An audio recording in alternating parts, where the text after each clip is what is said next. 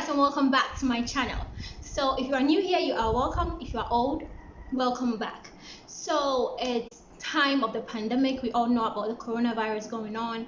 We are all in our homes, and so I would like to take advantage of this opportunity to educate all of us, going back to the basics, trying to explain every single thing about natural hair, about hair care from start to finish. If you want to know details about this feeding braids, this is actually the first time I did it on myself. I filmed it, so I'll try and link it up here so that if you want to see my struggle and everything, you go check it out. So let's start with the hair care.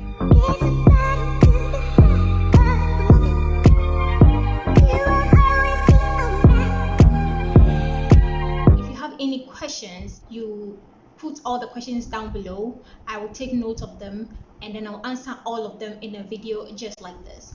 Okay, so before I start with the hair care, we need to be able to afford these quite expensive stuff. I find that it is expensive because most people are not able to get those things, and that is one of the problems why they find it difficult in their hair care routine. Okay guys, so everything is here. So I'm going to look on it. So I'll be looking here quite sometimes.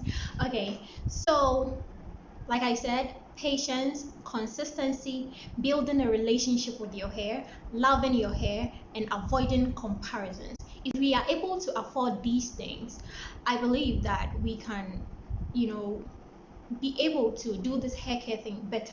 Okay, all right. So for all hair types, whether texturized, relaxed, natural, you will need a hair routine or a hair regimen. That is some particular steps that you follow every time you wash your hair, or a particular steps you follow. That's going to be your routine. So that is something that you do to your hair, and your hair notices that routine and gets used to it. You get it?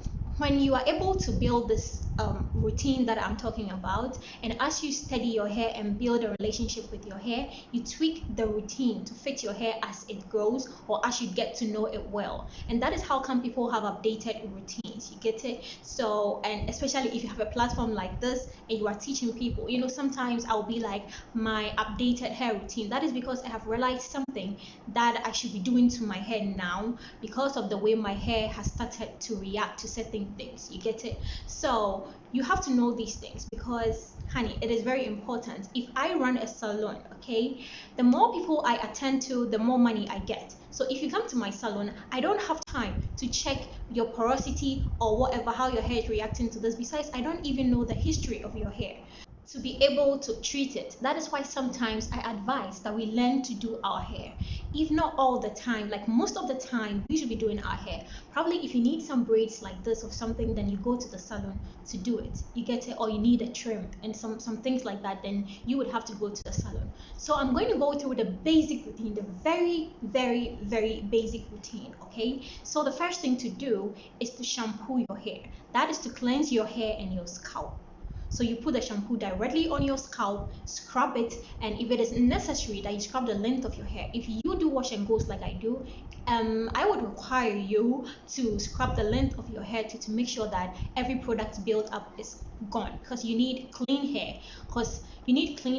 to start the routine. You get it? So then we go to the conditioning aspect. Comes to conditioning, okay, I use that step to actually detangle my hair. So it's actually to detangle your hair and coat the strands for moisture. Okay, so I want to say this thing again. Shampoos, okay, water is alkaline enough to lift the cuticles of your hair. You get it? So shampoos are also when a shampoo is very alkaline, it tends to lift your hair cuticles more because it's actually supposed to open it or cleanse it. You get it? To clean it really, really well. That is why it is important to get a pH balanced shampoo to wash your hair. Don't just use any shampoo. Don't just mix up anything in your kitchen and use it to wash your hair, especially when you don't have some pH strips to check the pH of the shampoo that you are making or the product that you are making. So you need a pH balanced shampoo to wash your hair. So a conditioner is supposed to close the cuticles. You see, the shampoo opens the cuticles, the conditioner closes the cuticles, coats the strands, gives it moisture and shine. So that's what the conditioner does. And you don't detangle your hair during the shampoo step. The conditioner should have enough slip for you to be able to run your hands through your hair and detangle it thoroughly. Then we move on to deep conditioning. I'm not going to go deep into this, it will be in another part of this series. So deep conditioning is a step where we deeply infuse moisture or protein into our hair. You get it? So they are two. It's deep conditioning. It could be a moisture deep treatment or a protein treatment. So after deep conditioning, we wash the treatment out of our hair and then we moisturize and seal. So when it comes to moisturizing your hair, it depends on what your hair likes. There are very two common ways of moisturizing, which is the LOC method, and then we have the LCO method. But besides these two, whichever one that works for you, if you feel like you should just put in your leave-in conditioner and then just put oil on it and then you are good to go, that is fine. Just do whatever that works for you. Just make sure that you are moisturizing and sealing. Make sure there is a leave-in conditioner, and make sure there is a moisturizer, and make sure there is a sealant, whether an oil or a butter. So the L stands for leave-in, and the O stands for oil, and the C stands for cream. So whichever way that works for you, you do it. So this is how to find out whether this way of moisturizing would work for you or it will not. So if I am newly natural and I've heard of LOC method and I've also heard of the LCO method, the first thing I would do is to try out one of them. So I'm gonna do the LOC method for a period of like a month, 2 or 3, and looking at how my hair is. If it is okay for me, then fine. I would go ahead to try the LCO method for another month or 2 or 3, and then studying the hair and looking at how well my hair is able to accept these products, then I know that this method will actually work for me. So there are other steps like pre-poo, hot oil treatments, tea rinses, co-wash, and etc. that you can also do if you see it necessary for your hair.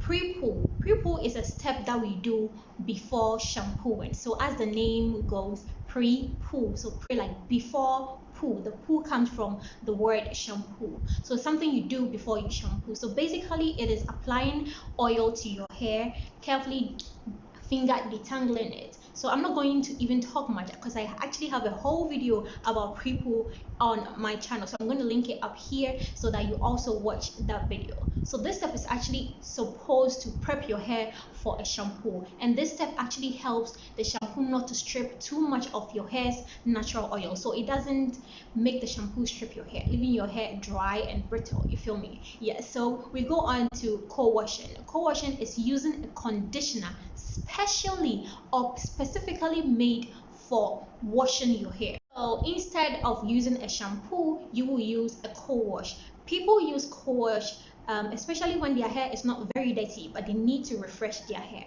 But with me, for instance, I would always shampoo my hair because I feel like my hair needs to be cleansed well. You get it? Okay. So when it comes to talking about the shampooing again, going back to the shampoo, there are moisturizing shampoos and there are cleansing shampoos. There are so many types of shampoos, but I'm going to stick with these two. So once you should be using moisturizing shampoos very often. Okay, so once in a while, when you feel like you need to clarify your hair, that is when you go in with a clarifying shampoo. And mostly these clarifying shampoos contain sulfates. So the sulfates will help to really strip your hair. And most especially, you have to go in with a deep conditioner, so that you use a clarifying shampoo when your hair is very dirty, especially after you've worn some braids for like a month or 2 and you haven't washed your hair. That's when you would use a clarifying shampoo. To make this series not boring, we would stop here and then I will continue to episode 2 in this same in this same costume to do the episode 2. So the next step, we'll be talking about texture typing and why it is important. Okay guys, so I appreciate you all for watching this video. If you like this video, give me a thumbs up. This is to help YouTube know the kind of videos that you are interested in. That is why it is necessary for you to hit on the like button and subscribe if you haven't already. I'll see you all in my next video. I appreciate you all, I love you all, and I'll see you all in my next video. Thank you guys, and bye.